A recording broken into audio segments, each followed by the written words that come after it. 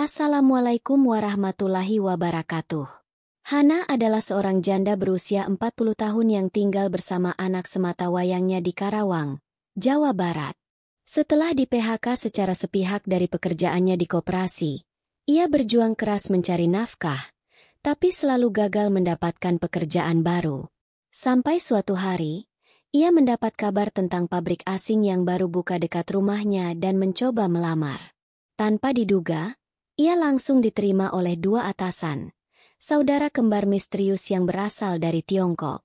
Tapi di balik penerimaan yang cepat, ternyata ada niat tersembunyi. Hana dihadapkan pada tawaran yang menggiurkan tapi merusak harga dirinya. Pilihan yang ia buat bukan hanya mengubah hidupnya, tapi juga meninggalkan luka yang tak terlihat, demi anak yang ia cintai. Penasaran dengan cerita lengkapnya? Jangan lupa like, komen dan subscribe channel Rahasia Ranjang untuk melanjutkan menyaksikan cerita ini. Hana duduk di teras rumah kecilnya di Karawang, menatap langit pagi yang kelabu. Angin semilir menyentuh wajahnya, tapi tak mampu menyejukkan hati yang penuh kekhawatiran. Sejak suaminya meninggal 5 tahun lalu karena kecelakaan kerja, Hana menjalani hidup sebagai janda yang harus menghidupi anaknya seorang diri. Tak pernah ia bayangkan akan berada di posisi ini, sendiri, rapuh, namun tetap harus kuat. Ia bekerja di sebuah koperasi simpan pinjam, tempat sederhana yang selama ini menjadi tumpuan hidupnya. Gaji tidak besar, tapi cukup untuk membayar sekolah anaknya dan membeli beras setiap minggu. Pagi itu, ia datang seperti biasa ke kantor koperasi. Mengenakan baju panjang sederhana dan kerudung biru langit, wajahnya tetap tampak rapi meski lelah menyelimuti matanya. Namun ada yang berbeda. Suasana kantor terasa dingin, kaku. Seorang manajer muda memanggilnya masuk ke ruangan. Dengan suara datar, tanpa tatapan empati, ia mengucapkan kalimat yang menghancurkan dunia Hana. "Maaf, Bu Hana, mulai minggu depan Anda tidak perlu masuk lagi." Detik itu juga, Hana merasa jantungnya jatuh ke perut. Telinganya berdenging, sementara dunia di sekelilingnya tiba-tiba terasa asing. Hana tidak marah. Ia hanya diam. Duduk kaku seperti patung di depan meja yang dulu sering ia rapikan setiap pagi. Air matanya tidak keluar, namun hatinya menangis dengan suara yang tak terdengar siapapun. Ia mencoba bertanya alasan, tapi jawabannya hanya formalitas. Efisiensi anggaran. Tidak ada pesangon. Tidak ada peringatan. Semua terjadi begitu cepat dan tanpa perasaan. Ia keluar dari ruangan itu dengan langkah gontai, seolah kehilangan arah di tempat yang dulu begitu ia cintai. Sesampainya di rumah, Hana tidak langsung masuk. Ia berdiri di depan pintu kayu rumahnya yang sudah mulai lapuk. Di dalam, suara tawa anaknya terdengar samar, sedang bermain sendiri dengan mobil-mobilan dari plastik. Hatinya makin berat. Ia tidak tahu harus berkata apa. Bagaimana ia bisa menjelaskan kepada anaknya bahwa ibunya tak lagi punya pekerjaan? Bahwa esok mungkin tidak akan ada uang untuk beli nasi atau membayar listrik? Ia menarik napas panjang, lalu tersenyum paksa dan masuk ke rumah. "Ibu pulang, Nak," ucapnya pelan, berusaha menyembunyikan luka yang masih segar. Malamnya, Hana duduk sendiri di kamar setelah anaknya tidur. Ia membuka dompet, menghitung sisa uang yang ada, 2 lembar 100.000 dan beberapa koin logam. Jantungnya berdegup keras, bukan karena takut, tapi karena beban pikiran yang tak sanggup ia tumpahkan pada siapapun. Ia berpikir untuk menjual perhiasan, tapi hanya tinggal cincin kawin yang masih tersisa, cincin yang terlalu banyak menyimpan kenangan. Ia menatap langit-langit kamar sambil membisikkan doa. "Ya Allah, berikan aku jalan, aku mohon." Tangisnya pecah dalam senyap, hanya terdengar oleh dinding yang dingin. Dalam hati, Hana tahu, hidup tak akan lagi sama. Esok pagi akan menjadi awal dari pencarian baru, perjuangan baru, entah berujung pada harapan atau kehancuran. Tapi ia tak boleh menyerah. Bukan demi dirinya, tapi demi anak kecil yang tertidur pulas di sampingnya, memeluk boneka usang yang ia beli saat masih punya gaji. Dalam hening malam Karawang, Hana bersumpah, ia akan bertahan. Apapun caranya, ia akan tetap berdiri. Walau dunia seperti tak lagi berpihak. Pagi kembali datang, tapi tidak membawa harapan bagi Hana. Ia bangun lebih awal, bukan karena semangat, tapi karena cemas tak kunjung reda. Rutinitas pagi tetap ia lakukan, menyiapkan sarapan sederhana, menyisir rambut anaknya, dan mencium keningnya sebelum berangkat sekolah. Namun ada yang berbeda. Kali ini ia tidak pergi bekerja. Ia hanya menatap langit dari jendela dapur, sambil memegang gelas kopi yang tak sempat ia minum. Suara detak jam dinding terdengar seperti palu yang mengingatkan bahwa waktu terus berjalan, sementara ia diam di tempat. Dalam hati, ia bertanya, kemana lagi aku harus melangkah? Hari itu ia mulai berkeliling. Dengan map berisi fotokopi ijazah, KTP, dan surat pengalaman kerja, ia menapaki jalanan Karawang dengan langkah gontai. Ia mendatangi toko, swalayan, minimarket, dan beberapa kantor kecil. Di tiap tempat, ia bicara sopan, berharap ada lowongan, sekecil apapun. Namun jawaban yang ia dapatkan hampir selalu sama. Maaf, belum butuh karyawan. Senyuman mereka ramah, tapi kosong. Puluhan langkah ia ayunkan, puluhan harapan ia bawa, tapi semuanya berujung pada pintu tertutup. Sore harinya, Hana pulang ke rumah dengan kaki pegal dan wajah letih. Anak lelakinya menyambut di pintu dengan riang, membawa kertas gambar berisi coretan gunung dan matahari. "Ibu, aku gambar rumah kita," katanya bangga. Hana tersenyum, menahan air mata. Ia peluk anaknya erat-erat, seolah ingin menyerap semangat dari tubuh mungil itu. Di balik senyumnya, ada rasa bersalah yang besar. Ia merasa gagal, meski ia tahu dirinya sudah berusaha. Hari-hari berikutnya, Hana terus mencari. Ia bahkan sempat mendaftar menjadi petugas kebersihan di sebuah kantor swasta, tapi tak juga dipanggil. Satu-satunya hiburan yang ia punya hanyalah melihat anaknya tertawa di rumah, meski kadang perut mereka sama-sama kosong. Ia mulai menjual barang-barang kecil, setrika lama, baju yang tak lagi muat, dan bahkan panci warisan ibunya. Uang hasil jualannya hanya cukup untuk bertahan beberapa hari. Ia mulai merasa terjebak dalam lorong panjang tanpa ujung. Suatu malam, ketika sedang menyapu halaman, seorang tetangga datang menghampiri. Seorang ibu-ibu beranak 3 yang sering mengobrol dengannya saat sore. "Bu Hana, saya dengar ada pabrik asing baru buka di dekat jalur rel. Katanya mereka lagi rekrut besar-besaran," bisiknya. Mata Hana sedikit menyala. Itu adalah satu-satunya kabar baik yang ia dengar dalam berhari-hari keputusasaan. "Ibu bisa coba daftar ke sana besok pagi. Katanya tempatnya luas dan gajinya lumayan." Kata-kata itu menancap dalam benak Hana seperti harapan yang hampir padam dan baru saja ditiupkan nyala kembali. Malam itu, Hana tak bisa tidur. Ia memandangi wajah anaknya yang tertidur dengan damai, menggenggam tangannya erat. Dalam diam, ia berkata pada diri sendiri, "Besok, aku akan berjuang sekali lagi." Ia menyiapkan pakaian terbaiknya, blus putih yang hanya ia pakai saat acara penting, dan sepatu yang sudah mulai longgar tapaknya. Ia tak tahu apa yang menantinya di sana. Tapi ia tahu, tak boleh pulang dengan tangan kosong. Demi anaknya, demi dirinya sendiri, dan demi harga dirinya yang selama ini ia pertahankan dengan air mata. Pagi itu, Hana berangkat lebih awal. Udara Karawang masih basah oleh embun, dan jalan menuju kawasan industri mulai ramai oleh para pencari harapan.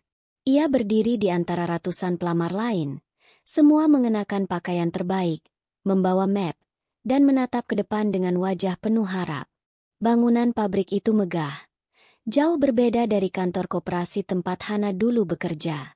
Pabrik asing yang baru buka itu konon dimiliki investor dari luar negeri, dengan gaji di atas rata-rata. Tapi melihat antrian panjang yang menjulur sampai keluar gerbang, Hana mulai merasakan keraguan. Apakah ia masih punya peluang? Di tengah barisan, Hana berdiri tegak, mencoba menenangkan hatinya yang cemas. Ia menggenggam map lamaran erat-erat, berusaha tidak menunjukkan lelah. Di dekatnya, seorang pria tua asing berjalan perlahan didampingi seorang pria Indonesia. Si tua itu berambut putih, tubuh ringkih, namun matanya tajam mengamati barisan pelamar. Pria di sampingnya memperhatikan Hana cukup lama, lalu membisikkan sesuatu ke telinga si asing. Mereka mendekat. Lalu tanpa diduga, Hana dipanggil langsung ke dalam kantor untuk wawancara. Ia sempat kaget dan gugup, tapi tetap mengikuti arahan mereka. Di dalam ruang wawancara, Hana duduk di hadapan si pria tua yang kini ia tahu bernama Emeryin. Ia tidak bisa berbahasa Mandarin, tapi pria pendampingnya, Pak Yan, menerjemahkan semua percakapan. Emeryin bertanya singkat-singkat tentang pengalaman kerja, kondisi keluarga, dan motivasinya melamar. Hana menjawab dengan jujur, walau ada getaran di suaranya karena tegang. Entah mengapa, suasana wawancara terasa aneh, tidak seperti wawancara kerja biasa. Tatapan Emeryin sesekali terlalu lama, terlalu dalam, seolah menilai lebih dari sekadar kemampuan kerja. Tak sampai 1 jam, Hana sudah keluar dari ruangan dengan surat pengantar kerja di tangan. Ia diterima. Hari Senin depan, ia sudah bisa mulai bekerja sebagai staf administrasi di kantor pusat pabrik. Ia nyaris tak percaya. Puluhan tempat ia lamar tak ada yang menerima. Tapi di sini, tempat yang paling besar dan paling asing baginya, ia justru diterima begitu cepat. Ada rasa lega, tapi juga rasa heran, dan sedikit khawatir. Namun untuk kali ini, ia memilih bersyukur lebih dulu. Hari pertama kerja, Hana langsung ditempatkan di ruangan ber-AC di lantai 2 gedung utama. Ia duduk di meja kerja lengkap dengan komputer baru, alat tulis, dan jam kerja yang teratur. Atasannya adalah Pak Yan, pria yang menemaninya saat wawancara, kini menjadi manajer divisi tempat ia bekerja. Pak Yan orangnya serius dan jarang tersenyum, tapi tidak kasar. Ia memberi arahan dengan suara pelan namun tegas. Hana bekerja dengan rajin, mencatat setiap instruksi, dan berusaha tidak membuat kesalahan. Namun yang belum ia tahu, adalah bahwa di ruangan sebelah, ada seseorang yang memperhatikannya. Saudara kembar Pak Yan, bernama Pak In, juga bekerja di pabrik yang sama, namun memegang kendali lebih tinggi. Ia lebih ramah, lebih santai, tapi sorot matanya tetap tajam seperti saat wawancara. Suatu siang, Pak In berbicara pada Pak Yan sambil tertawa kecil. Kamu beruntung sekali dapat staf seindah itu. Pak Yan hanya terdiam, tapi matanya mengeras. Sejak hari itu, ada sesuatu yang mulai berubah. Bukan hanya di kantor, tapi juga dalam hidup Hana, perlahan, namun pasti. Beberapa minggu berlalu sejak Hana mulai bekerja. Ia sudah mulai terbiasa dengan ritme kantor, meski tekanan kerja cukup tinggi. Ia datang paling pagi dan pulang paling akhir, berharap tidak mengecewakan siapapun. Setiap hari, ia menyapa Pak Yan dengan sopan, menerima tumpukan dokumen, dan bekerja dalam diam. Tapi ia sadar, sorot mata Pak Yan mulai berubah. Kadang terlalu lama memandangi wajahnya. Kadang pura-pura lewat hanya untuk melihat ke mejanya. Hana merasa tak nyaman, tapi ia diam. Ia tak ingin kehilangan pekerjaan lagi. Di sisi lain, Pak Yin, saudara kembar Pak Yan, jauh lebih terbuka. Ia sering memanggil Hana ke ruangannya hanya untuk mengobrol ringan. Bertanya kabar anak, kehidupan di rumah, bahkan membahas makanan kesukaannya. Ia sering menyelipkan pujian, kadang dengan candaan yang halus namun terasa aneh. Ibu Hana ini, cantiknya seperti belum punya anak, ucapnya suatu kali sambil tersenyum. Hana hanya membalas dengan tawa kecil yang dipaksakan. Dalam hati, ia mulai merasa ada sesuatu yang tak beres. Tapi siapa dia untuk menolak atasan? Sampai suatu sore, ketika kantor mulai sepi, Hana dipanggil ke ruangan Pak In. Di sana sudah ada Pak Yan, berdiri bersandar di dinding dengan wajah datar. Hana duduk, merasa kaku. Pak In membuka pembicaraan dengan tenang. Ibu Hana, kami sudah lama memperhatikan kinerja Anda. Sangat rajin dan penuh tanggung jawab. Lalu tiba-tiba, ia menambahkan kalimat yang membuat jantung Hana berdegup. Kami ingin menawarkan posisi baru. Asisten pribadi. Gajinya 3 kali lipat. Fasilitas lengkap. Tapi syaratnya tidak tertulis dalam kontrak. Pak Yan yang dari tadi diam akhirnya bicara dengan suara rendah. Posisi ini butuh kedekatan yang lebih pribadi. Tentu saja, semua akan sangat rahasia. Hana menunduk. Tubuhnya gemetar. Ia mengerti maksud mereka. Tidak lagi soal pekerjaan, tapi soal tubuh, soal harga diri. Ia merasa terperangkap di ruangan itu. Uang yang mereka tawarkan sangat besar. Cukup untuk menyekolahkan anaknya hingga SMA, bahkan kuliah. Tapi harga yang harus ia bayar terlalu mahal. Hatinya berkecamuk antara jijik, marah, dan putus asa. Sepulang dari kantor malam itu, Hana berjalan seperti tanpa arah. Di dalam angkot, ia menatap keluar jendela dengan mata kosong. Ia merasa kotor, meski belum terjadi apa-apa. Sampai di rumah, ia mendapati anaknya sedang tidur di lantai ruang tamu, masih mengenakan seragam sekolah. Di dekatnya ada kotak nasi yang sudah dingin, belum disentuh. Hana mendekat, menyelimuti tubuh kecil itu sambil menangis perlahan. Ia ingin menolak. Ia ingin lari. Tapi kemana? Semua pintu telah ia coba. Dan hanya pintu ini yang terbuka. Malam itu, Hana tidak tidur. Ia duduk di lantai kamar, menggenggam surat kontrak kerja yang belum ia tanda tangani. Angin masuk dari jendela, membawa suara jangkrik dan aroma malam Karawang yang lengang.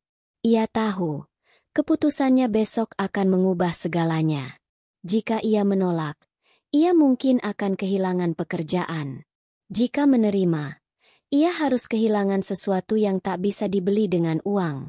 Tapi di sampingnya, anaknya mengigau dalam tidur, menyebut namanya sambil tersenyum.